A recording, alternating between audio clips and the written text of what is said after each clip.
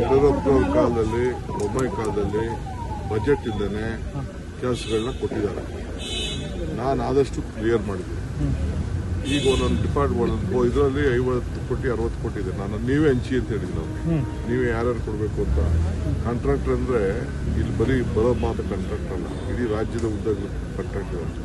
ಅವ್ರಿಗೆ ನಾನೇ ನೀವೇ ಹಂಚಿಬೇಕಾರೆ ನಿಮಗೆ ಲಿಸ್ಟ್ ಕೊಟ್ಬಿಡ್ತೀನಿ. ಎಷ್ಟು ದುಡ್ಡು ನಮಗೆ ಡಿಪಾರ್ಟ್ಮೆಂಟ್ಗೆ ಬಂದಿದೆ ಆ ಪ್ರಕಾರ ನೀವೇ ಹಂಚಿ ಅಂತ ನಾನು ಹೇಳಿದ್ದೀನಿ. ಇಲ್ಲ ಆಮೇಲೆ ಅದು ಪರ್ಸೆಂಟೇಜ್ ಬಗ್ಗೆ ಮಾತಾಡ್ತೀನಿ. ಅಪ್ಡೇಟ್ ಫೈಲ್ ಮಾಡಿ ಅಂತ ಹೇಳ್ತೀನಿ. ಅಪ್ಡೇಟ್ ಫೈಲ್ ಮಾಡಿ ಕಂಪ್ಲೇಂಟ್ ಕೊಡಿ, ಯಾರ ಬಗ್ಗೆ ಇನ್ವೆಸ್ಟಿಗೇಷನ್ ಮಾಡೋಣ, ಏನು ಬೇಕಾದ್ರೂ ಮಾಡೋಣ. ಅದು ನಾವು ಹೇಳೇ ಇಲ್ಲ ಅಂತ ಹೇಳ್ತಿದ್ದಾರೆ. ಈಗ ನಾವೇನು ಹೇಳಿಲ್ಲ ಅಂತ ಅವ್ರು ಹೇಳ್ತಾ ಇದ್ದಾರೆ. ಅದಕ್ಕೆ ಅವ್ರ ನೋವು ಅರ್ಥ ಆಗ್ತದೆ, ನಮಗೇನು ಅರ್ಥ ಆಗಲ್ಲ.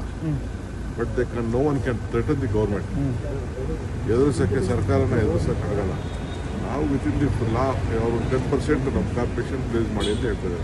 ನಾನು ಅದನ್ನು ನೋಡಬೇಕು, ಕಾನೂನಲ್ಲಿ ಏನಿದೆ, ಯಾಕೆ ಏನು ಅಂತ ಈ ಎನ್ಕ್ವೈರಿ ರಿಪೋರ್ಟ್ಸು ಅವೆಲ್ಲ ಏನೇನೋ ಇದೆ, ಅದನ್ನು ನಾನು ನೋಡ್ತೀನಿ.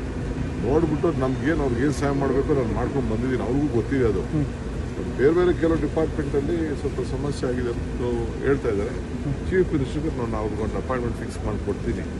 ಅವ್ರು ಗ್ರೀವೆನ್ಸಸ್ ಹೇಳಿ, ಎಲ್ಲಿ ಬೇಕಾದ್ರೂ ಅವರು ಗ್ರೀವೆನ್ಸಸ್ ಹೇಳ್ಕೊಳ್ಳಿ. ದುಡ್ಡು ಬೇಕಲ್ಲ.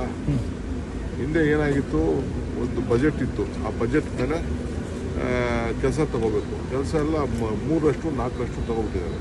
ನಾನು ಇರಿಗೇಷನ್ ಡಿಪಾರ್ಟ್ಮೆಂಟಲ್ಲೇ ಈಗ ನನ್ನ ಹತ್ರ ಇರೋದು ಒಟ್ಟು ಎಲ್ಲ ಸೇರಿದ್ರೆ 200 ಕೋಟಿ ರೂಪಾಯಿ ಇರಬೇಕಷ್ಟೇ.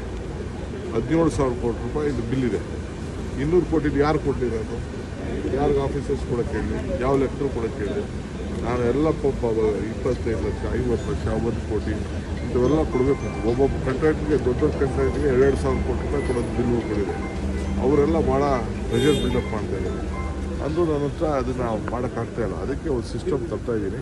ನೋಡೋಣ. ನೀವು ವಿರೋಧ ಪಕ್ಷದಲ್ಲಿದ್ದಾಗ ಕೂಡ ವಾರ್ನಿಂಗ್ ಮಾಡಿದ್ದೀರಿ ಸರ್ ಅವ್ರಿಗೆ, ಬೇಕಾಬಿಟ್ಟಿ ಕೊಡ್ತಾ ಇದ್ದಾರೆ ಅಂತ. ವಿರೋಧ ಪಾರ್ಟಿಲಿದ್ದಾಗ ನಾನು ಹೇಳಿದ್ದೆ, ಈ ದುಡ್ಡಿಲ್ಲ, ಬಜೆಟ್ ಇಲ್ಲ, ನೀವು ಯಾವ್ದು ಕೆಲಸ ತಗೋಬೇಡಿ, ನೀವು ಕಾಂಟ್ರಾಕ್ಟ್ ಉದ್ಯೋಗ ತಗೊಂಡ್ರೆ ನಾನು ಮುಖ್ಯ ಅಲ್ಲ ಅಂತ ನಾನು ಹಿಂದೆ ಹೇಳಿದ್ದೆ.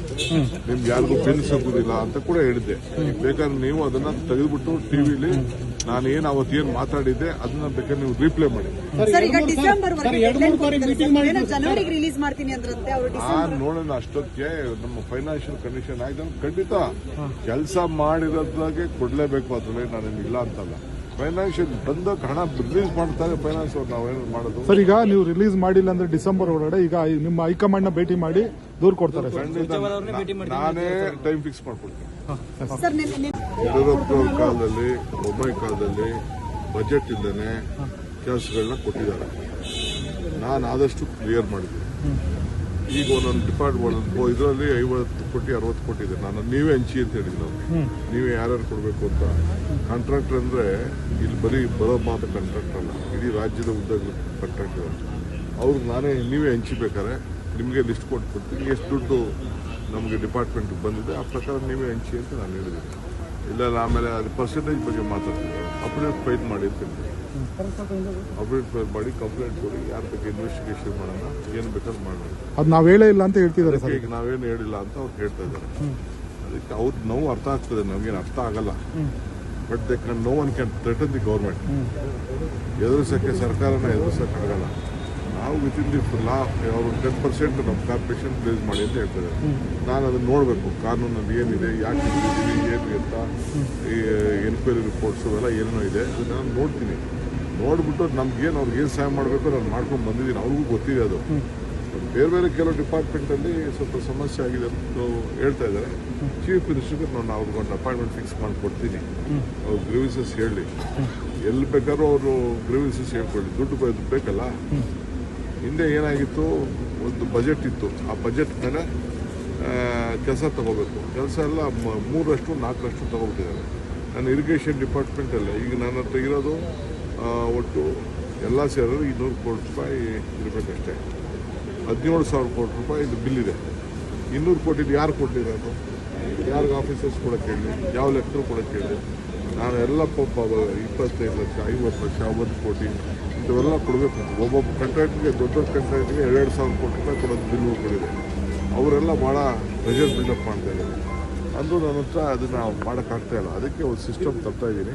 ನೋಡೋಣ. ನೀವು ವಿರೋಧ ಪಕ್ಷದಲ್ಲಿದ್ದಾಗ ಕೂಡ ವಾರ್ನಿಂಗ್ ಮಾಡಿದ್ದೀರಿ ಸರ್ ಅವ್ರಿಗೆ, ಬೇಕಾಬಿಟ್ಟಿ ಕೊಡ್ತಾ ಇದ್ದಾರೆ ಅಂತ. ವಿರೋಧ ಪಾರ್ಟಿಲಿದ್ದಾಗ ನಾನು ಹೇಳಿದ್ದೆ, ಈ ಈ ದುಡ್ಡಿಲ್ಲ, ಬಜೆಟ್ ಇಲ್ಲ, ನೀವು ಯಾವ್ದು ಕೆಲಸ ತಗೋಬೇಡಿ, ನೀವು ಕಾಂಟ್ರಾಕ್ಟ್ ಉದ್ಯೋಗ ತಗೊಂಡ್ರೆ ನಾನು ಮುಖ್ಯ ಅಲ್ಲ ಅಂತ ನಾನು ಹಿಂದೆ ಹೇಳಿದ್ದೆ. ನಿಮ್ಗೆ ಯಾರಿಗೂ ಬೆನ್ನು ಸಿಗುದಿಲ್ಲ ಅಂತ ಕೂಡ ಹೇಳಿದ್ದೆ. ಬೇಕಾದ್ರೆ ನೀವು ಅದನ್ನ ತೆಗೆದುಬಿಟ್ಟು ಟಿವಿಲಿ ನಾನು ಅವತ್ತೇನು ಮಾತಾಡಿದ್ದೆ ಅದನ್ನ ಬೇಕಾದ್ರೆ ನೀವು ರೀಪ್ಲೇ ಮಾಡಿ.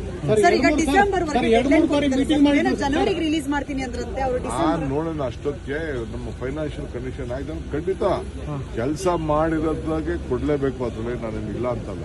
ಫೈನಾನ್ಷಿಯಲ್ ಬಂದ ಹಣ ರಿಲೀಸ್ ಮಾಡ್ತಾರೆ ಫೈನಾನ್ಸ್ ಅವ್ರು, ನಾವೇನು ಮಾಡೋದು. ಸರ್, ಈಗ ನೀವು ರಿಲೀಸ್ ಮಾಡಿಲ್ಲ ಅಂದ್ರೆ ಡಿಸೆಂಬರ್ ಒಳಗಡೆ ಈಗ ನಿಮ್ಮ ಹೈಕಮಾಂಡ್ ನ ಭೇಟಿ ಮಾಡಿ ದೂರು ಕೊಡ್ತಾರೆ. ನಾನೇ ಟೈಮ್ ಫಿಕ್ಸ್ ಮಾಡ್ಕೊಡ್ತೀನಿ. ಹೆಚ್ಚಿನ ವಿಡಿಯೋಗಳಿಗೆ ಪ್ರತಿಧ್ವನಿ ಯೂಟ್ಯೂಬ್ ಚಾನೆಲ್ ಸಬ್ಸ್ಕ್ರೈಬ್ ಮಾಡಿ, ಬೆಲ್ ಐಕಾನ್ ಕ್ಲಿಕ್ ಮಾಡಿ.